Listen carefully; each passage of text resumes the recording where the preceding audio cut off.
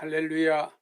로마서 15장 30절에서 33절 말씀을 가지고 사명자의 길에 대한 말씀을 전하겠습니다. 사도 바울은 예루살렘으로부터 안디옥을 걸쳐 소아시아 지방 이어서 유럽 선교까지 기나긴 이 선교 여행을 계획하고 있었습니다. 사도 바울의 꿈은 로마에 가서 복음을 전하는 것이었습니다. 바울은 로마에 갈 수 있게 되었습니다. 그러나 문제가 생겼습니다. 그것은 바로 예루살렘 교회에 어려움이 생겨 많은 성도들이 굶주리고 있다는 것이었습니다. 그 소식을 들은 마게도냐와 아가야 지방의 교회들이 이 경제적인 위기를 만난 예루살렘 교회를 돕기 위해서 헌금을 했습니다. 사도 바울은 그 헌금을 예루살렘 교회에 전해주고자 직접 예루살렘으로 가기로 작정했습니다. 평생의 소원인 로마 선교에 나서야 함에도 불구하고 이 굶주린 예루살렘 성도들을 돕기 위해서 평생 소원을 잠시 뒤로 늦추게 된 것입니다. 이 예루살렘 교회의 굶주린 교인들을 돕는 것은 바울의 평생 꿈인 것입니다. 로마 선교까지 연기하는 이유가 됩니다.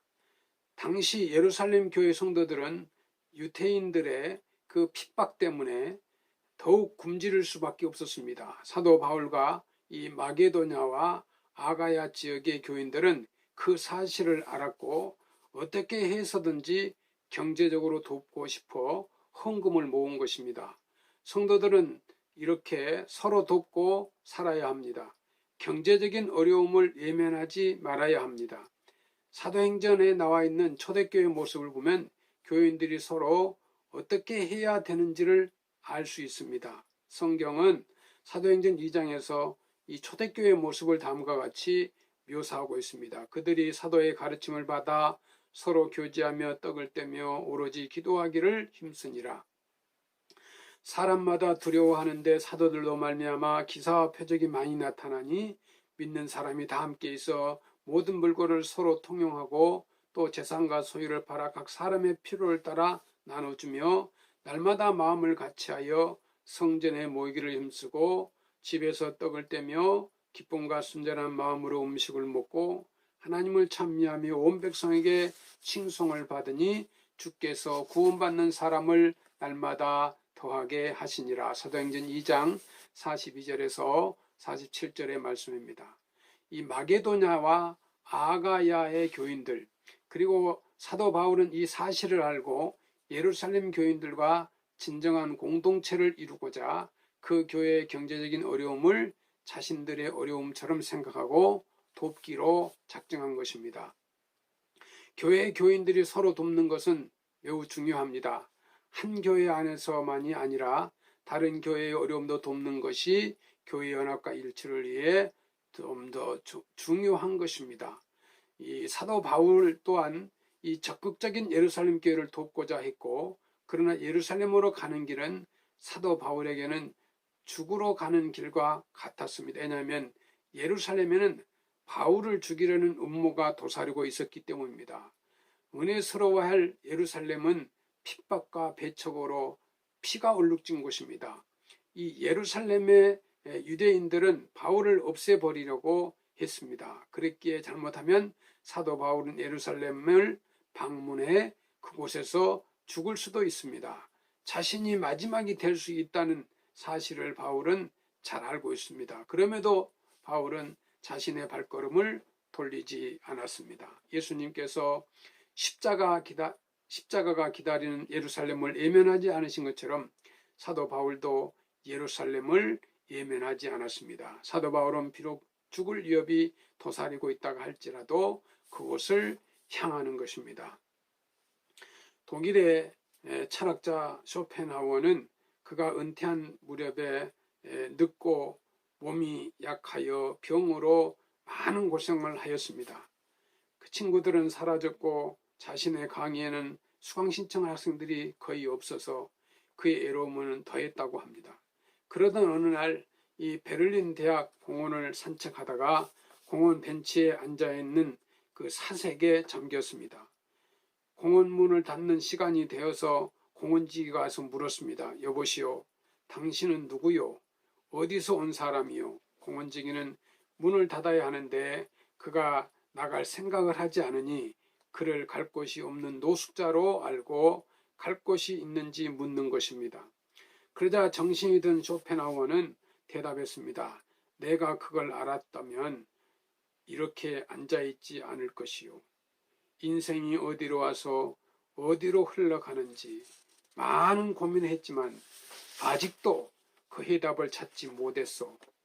그러나 단 한 가지 아는 것은 인생은 죽음을 향해 가고 있다는 것뿐이요. 우리는 생명을 뒤로 하고 죽음을 향해 나아가고 있소이다. 사명 없이 사는 것은 실상 죽음을 향해 가는 것입니다. 우리는 사명이 있어야 생명의 길을 갈 수가 있습니다. 그렇다면 우리의 사명은 무엇입니까? 그것은 바로 복음을 전하는 것입니다. 지금 우리가 가야 할 사명은 오직 복음을 전하는 것입니다. 주님이 주신 사명, 즉 주의 복음을 전하는 길을 가고 있습니까? 아직 가고 있지 않다면 지금 당장 그 길로 나서야 합니다. 바울은 그 길을 떠나기 전에 로마 교인들에게 기도를 부탁합니다. 나를 위하여 하나님께 빌어 나로 유대에서 순종하지 않은 자들로부터 건짐을 받게 하고 또 예루살렘에 대하여 내가 섬기는 일을 성도들이 받을 만하고 나로 하나님의 뜻을 따라 기쁨으로 너희에게 나아가 너희와 함께 편히 쉬게 하라. 30절 32절 말씀입니다. 아마 이 로마 교인들은 아직 믿음이 약한 자들이었던 것 같습니다. 그래서 기도도 많이 못하는 이들이었을 텐데 바울은 이들에게도 자신을 위하여 기도해달라고 부탁을 합니다. 바울이 누구입니까? 대사도 성자입니다. 그러나 그는 그에게도 로마 교인들의 기도가 필요합니다. 바울은 예루살렘에 가면 자신을 죽이려고 하는 자들이 있을 텐데 그런 자들에게서 자신이 무사히 살아가는 것과 예루살렘 교인들이 자신이 돕고 가는 구제금을 순수히 받아들이는 것과 자신이 로마에 꼭 가고 로마 선교를 할 수 있도록 기도 요청을 했습니다. 아직 미약한 신자들이 기도도 하나님이 들으시기 때문에 사도 바울은 그들의 기도가 필요했습니다. 성도 여러분, 우리는 함께 협력하여 기도해야 합니다. 사도 바울 또한 30절에서 나와 힘을 같이하여 하나님께 기도하자고 권면하고 있습니다. 여기서 힘을 같이하라는 말을 함께 투쟁하자, 협력자가 되자, 같은 목표를 두고 힘쓰자라는 뜻입니다. 이 말은 전투에 임한 군사들이 힘을 합하여 공동의 적을 무찌르는 상황을 연상시켜 주는 말로서 바울이 이 로마 군인들과 로마 교인들과 호련일체가 되어 완전한 팀워크를 구축하기를 열망하고 있음을 알 수 있습니다. 이 세상 일을 혼자 다 할 수 없습니다. 초자연적인 인간은 없습니다. 협력자가 필요합니다. 협력할 수 있는 인적 네트워크가 필요합니다. 하나님께서는 당신 스스로 일하지 않으십니다. 우리 같은 연약한 것들을 사용하셔서 일하십니다. 하나님은 보잘것없는 인간을 동역자로 사용합니다. 우리는 하나님의 동역자로서 하나님의 명령에 순종만 하면 됩니다. 우리는 하나님의 파트너입니다. 하나님과 네트워크로 엮인 우리는 하나님이 주신 사명을 감당해야 합니다. 우리들은 하나님이 주신 사명을 받은 사람들입니다. 백석교회 성도 여러분, 소외된 이웃을 위하여 한국선한이웃 나눔 공동체를 만들어 무료급식을 12년 동안 해왔습니다. 또 그들에게 구제를 하고 있습니다. 백석교회 성도 여러분, 초대교회처럼 지금 구제가 필요한 것이 너무 많습니다. 온 성도들이 함께 기도하여 복음을 전하기에 구제하는 일에 동참해 주시기를 바랍니다.